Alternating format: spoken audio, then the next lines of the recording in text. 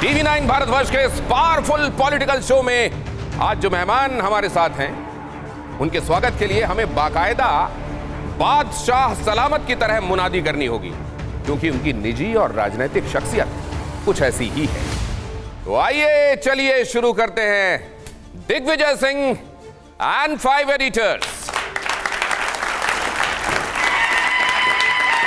बादब बामुलाइजा होशियार, राघोगढ़ की सियासत के राजा, कांग्रेस के मुकद्दर के सिकंदर, मध्य प्रदेश सूबे के पूर्व मुखिया, राज्यसभा सांसद, राहुल गांधी की भारत जोड़ो यात्रा के सारथी दिग्विजय सिंह और दिग्गी राजा टीवी 9 भारतवर्ष के स्टूडियो में देश के 5 बड़े संपादकों और जनता के सवालों का जवाब देने के लिए तशरीफ ला रहे हैं।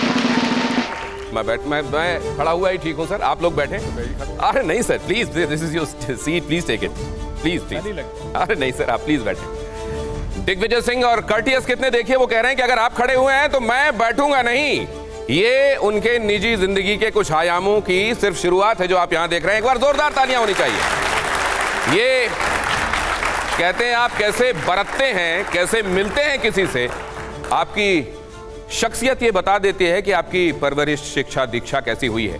और दिग्विजय सिंह कई बार अपने अंदाज में इसकी झलकियां देते रहते हैं। सबसे पहले तो यहाँ जो मौजूद हमारे एडिटर्स हैं, आज वो ग्रिल करने वाले हैं और they are going to be kind with him, I don't know. लेकिन आज जो ये 5 एडिटर्स हमारे साथ मौजूद हैं, उनका भी तारुफ आपसे करा देता हूं। हमारे साथ रशीद किदवाई साहब मेरे बिल्कुल लेफ्ट में यहाँ आप देख रहे हैं मौजूद हैं। राहुल देव सर, उनकी आंखें अभी से बहुत कुछ एलोक्वेंटली कह रही हैं, क्या कह रही हैं मुझे मालूम नहीं। राजगोपालन सर यहाँ पर मौजूद हैं। किन सवालों के साथ आज वो यहाँ पर पहुंचे हुए हैं। विनोद सर किस तरीके की बातों के साथ यहाँ वो पहुंचे हुए हैं, कई चीजें उनके दिमाग में अभी से उमड़ घुमड़ रही हैं। राहुल सिन्हा क्या सोच रहे हैं, और इसके अलावा विनोद अग्निहोत्री जी, शंभुनाथ शुक्ला जी, पंकज झा भी कुछ बड़े गौर से अभी से सोच रहे हैं, और कुमार विक्रांत जो इस बीट को टीवी 9 भारतवर्ष के लिए कवर कर रहे हैं। आप देखिए इतनी जल्दी इतने सारे लोगों में कैसा प्रभाव दिखाई दे रहा है। ये होता है किसी ऐसे प्रभावपूर्ण शख्स का लोगों के बीच में मौजूद होना। कौन कौन से सवाल उनके लिए हैं ये आप लोग जानते हैं, तैयार रखिएगा। लेकिन सबसे पहले तो मैं ये जानना चाहता हूं सर, एक बड़ी महत्वपूर्ण बात कही गई अभी हाल में कि तुम्हारे पैरों के नीचे जमीन नहीं है। कमाल है, फिर भी तुम्हें यकीन नहीं है। कांग्रेस किस तरीके से सत्ता के लिए अभी दिखाई दे रहा है कि संघर्ष कर रही है, क्या प्रधानमंत्री नरेंद्र मोदी का ये ऑब्जर्वेशन फिट बैठता है क्या कांग्रेस के ऊपर? मैं हिंदी साहित्य का कभी छात्र नहीं रहा हूं, शायद दुष्यंत कुमार जी की कविता है ना। अभी तो प्रासंगिक इसलिए हो गई है सर क्योंकि ये उदाहरण देकर कहा गया है। जी हाँ, यही दुष्यंत कुमार जी कविता से जो नरेंद्र मोदी जी ने कुछ अंश लिए हैं, उनके साथ भोपाल में क्या शुरू हुआ उनका जरा पता लगा लीजिए। उनका मकान तोड़ा गया और हर तरह की असुविधा उनके परिवार के लिए दी गई। मुझे इस बात की प्रसन्नता है कि उनकी उस कविता से उन्होंने उसका अंश लिया। सर लेकिन ये प्रधानमंत्री लोकसभा में अगर सीधे सीधे कहते हैं तो क्या ये कांग्रेस की आज की दशा के विषय में वो कह रहे हैं? क्या वो तारीफ करेंगे हमारी? आप क्यों उम्मीद करते हैं? वो कह रहे हैं कि 3 राज्यों में सरकारें हैं, 55 सीटें लोकसभा में लाने के लिए परेशान होना पड़ता है, और ऐसे में तो वाकई ज़मीन नहीं है और फिर भी इनको यकीन नहीं है।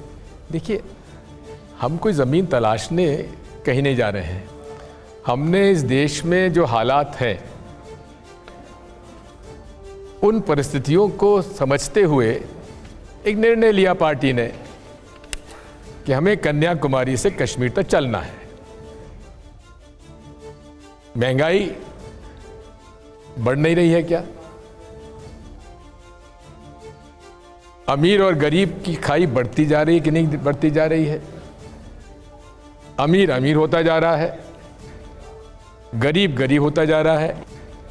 मध्यम वर्गीय परिवार, आज ये बड़े छात्र यहाँ बैठे हुए हैं, ज़रा इनसे भी पूछ लीजिएगा कि फीस इनकी बढ़ती जा रही है।